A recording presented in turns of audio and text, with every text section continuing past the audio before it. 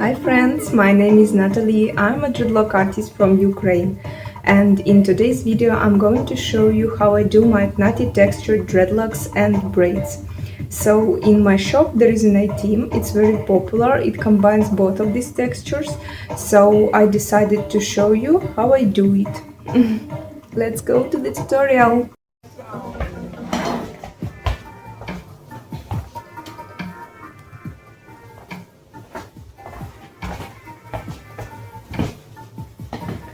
So usually I use the hanger. It's the most comfortable way to make single-ended dreadlocks for me, because it helps to create perfect loop. And now we are going to do this. So you just fixing the loop like this. I'm holding right under the hanger and pull small piece of hairs with a hook. Now I'm wrapping around very tightly and fixing with the hook. It's very important to fix the loop, because if you won't fix it, the dreadlock can look messy, because when you will be making a dreadlock, the loop can be destroyed, like not look so perfect. And when you will be attaching, it will be visible, especially at the front. So we're starting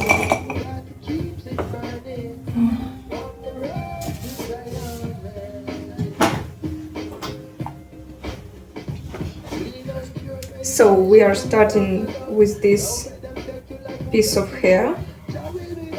I'm just removing some thick hairs that can be in your bench. So firstly, I'm creating fluffy hair by couple quick movements. I'm moving all the hairs to the top to mix it, because it's the most easy way to do this quickly. Especially it works good if your hair isn't if your hair is like very straight. This hair, you can see it has like a little bit wavy texture. It's easier to make it fluffy. But if you have a very straight hair, this technique very helpful. So now I'm kinda make it back to the first position, but it's already a little bit fluffy, so I'm just making smaller movements with the comb to make this more intensive mixture. So I'm making some actions few times and until I get the needed consistency. It should be like airy, flexible, but quite intense. Like, I mean, dense of this mixture should be the same all the way down.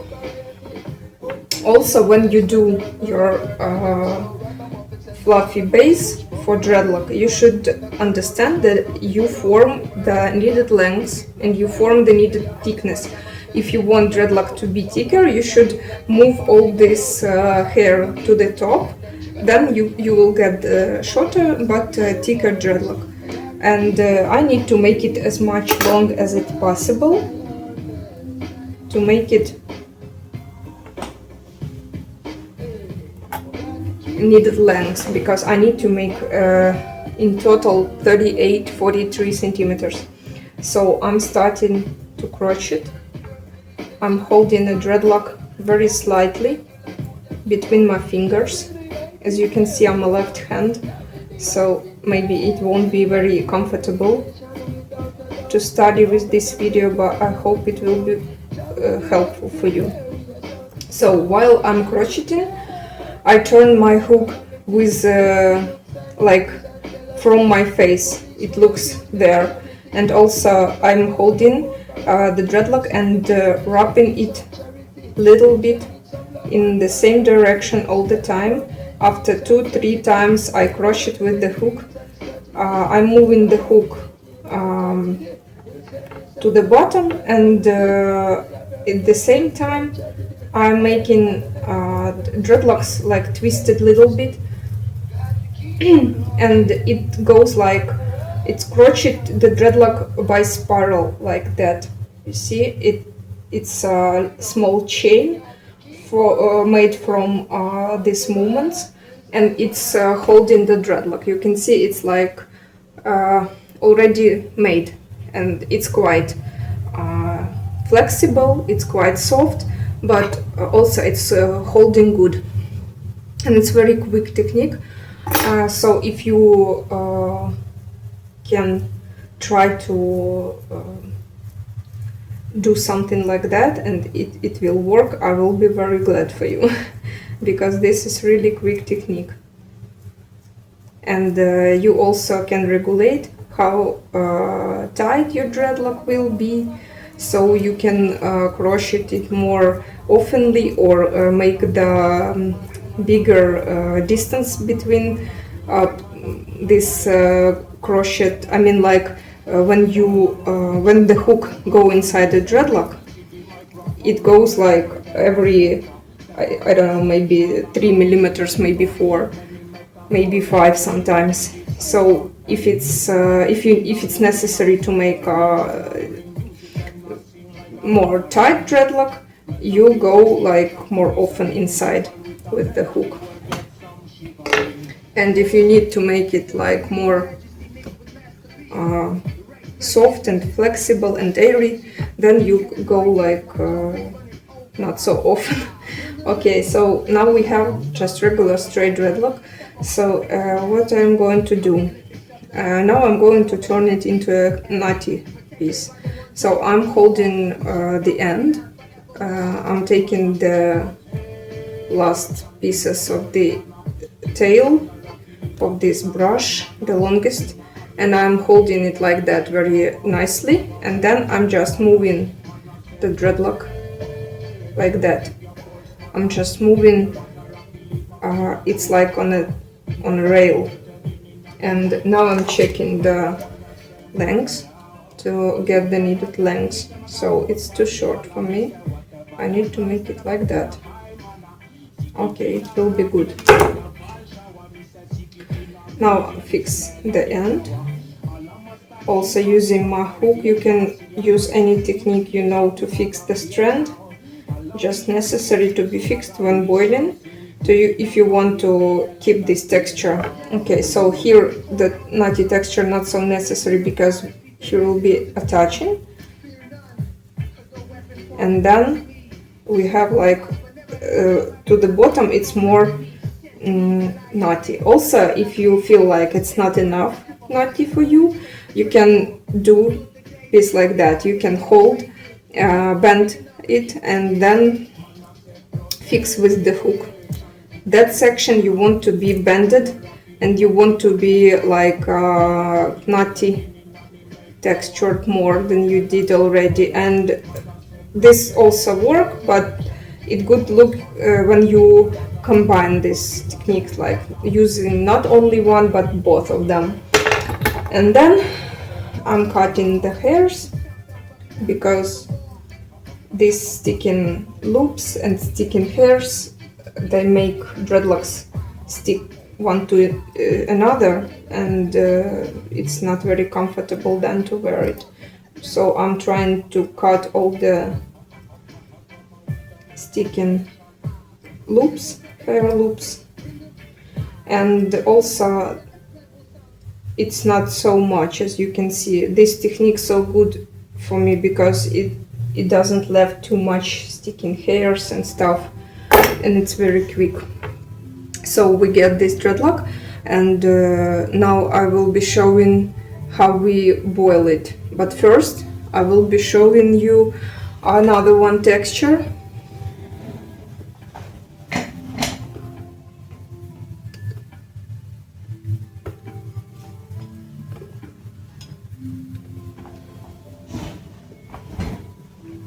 I hope it's visible. This texture is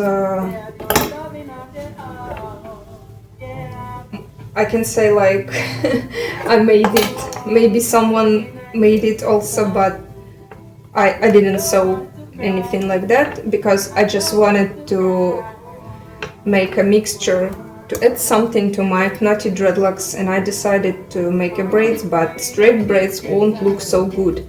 So I decided that should be some kind of braids that are knotty, but you also can use different technique. I will show you only a few tips that I use when I create this style.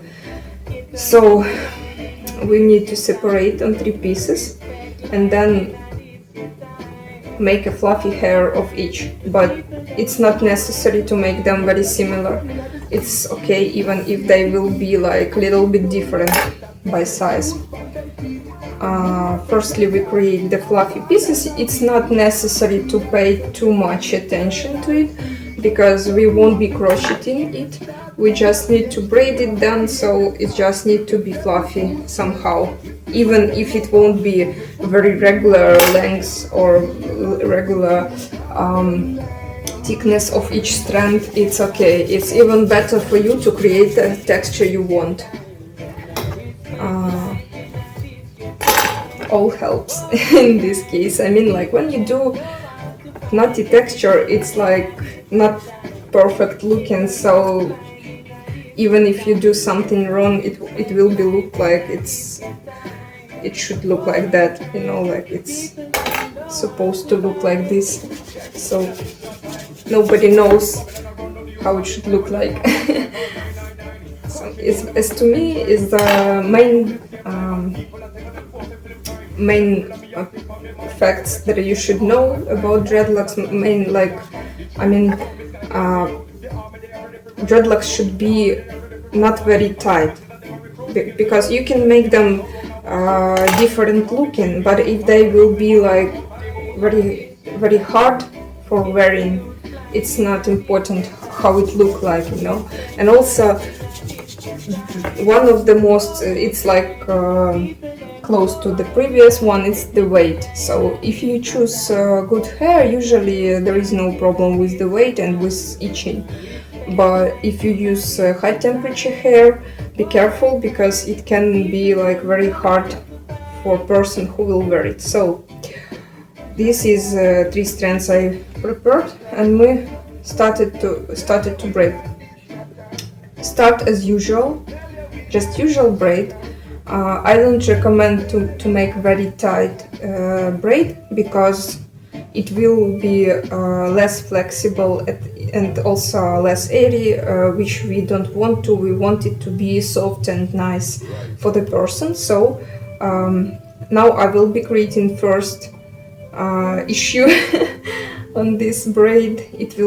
It's creating like that. I'm just, when I need to make a next braiding movement, I'm leaving the strand like very longer than it should be for this braid, and it go like that. It look nice when we boil it. You will see. You can create your knotty braid just using this piece. It's also look nice. It look like it's like old piece of hair art, and it's like get old and get its knots. But if you don't know, these knotty dreadlocks, they're like imitation of the natural hair dreadlocks, which are sometimes can be not straight but very very knotty, and it's like I'm trying just to make the style for those people who want to look like they have their own dreadlocks, but they don't want or don't ready to use their own hair for this. So this style can work, and you just need to make this fluffiness somewhere more wide to create these issues with the thickness of this braid. Also, we can do one more tip. I'm taking the small piece of hairs and trying to move these other hairs to the top. It makes braid to look more wide like that and more short. And at the end I will close like that. Just make a fluffy end. Now I will be cutting all the sticking hairs because braids has more of it than dreadlocks, and we will be boiling these pieces and you will see the final result. Also, I will be placing decorations before I boil it because when you put beads, for example, after boiling, it left like shaggy, like it make the end of dreadlock where the bead passed, it make it very, very shaggy, so it's like not good looking. And I decided to put decorations first and then we will boil it. You will see the result, it will be very nice. I will show you the other braids I have that are not boiled, look like that, you see. You can change these pieces, but usually I do the same. And also this braid is already boiled, you see. It look like something in the middle between braid. You can see this braid texture here and in the bottom, but in general it's like some kind of dreadlock. Okay, so I will be showing you the boiling process now.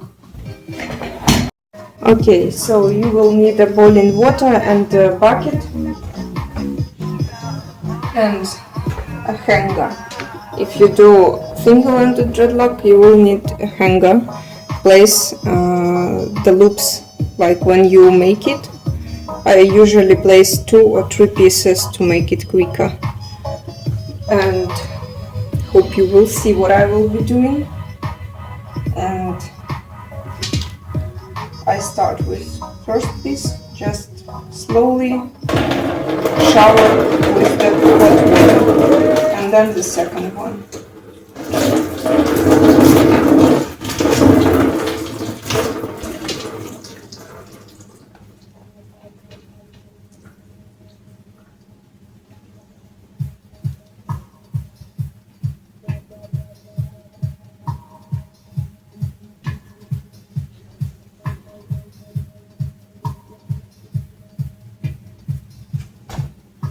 If you want, you can do like this, just move this like texture to the top.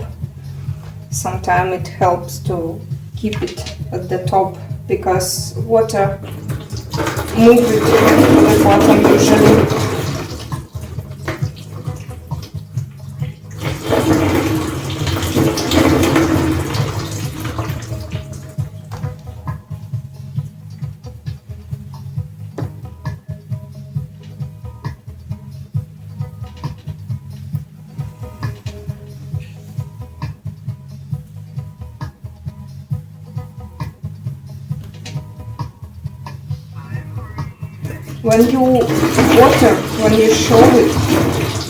When you shower your dreadlock, make sure that water covers all the surface around the dreadlock. Then you won't be having some sticking hairs. You know, when water make it all lay down if you put enough water. Go like that, you see there is pieces that keep sticking, so I give it more water.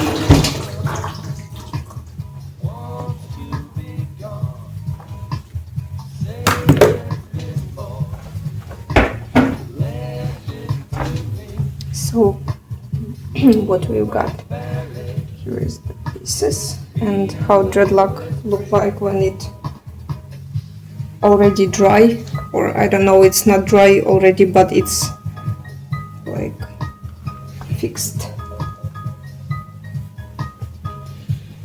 Okay, and this how it look when it fixed. It's still wet, but